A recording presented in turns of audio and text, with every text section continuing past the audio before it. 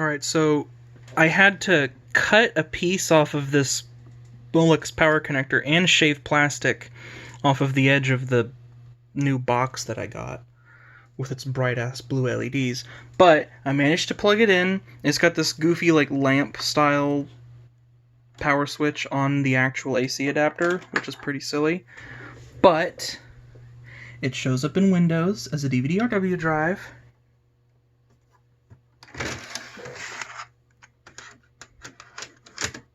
You gotta flick it a little to get it to read a RAM.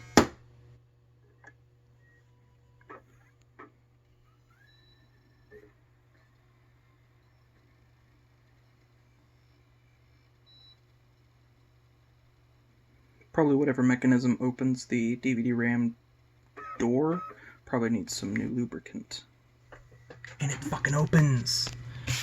It just opened it. It sees it as a DVD-RAM disc. That's 4.26 gigabytes. That's close enough. I'm so fucking... Man.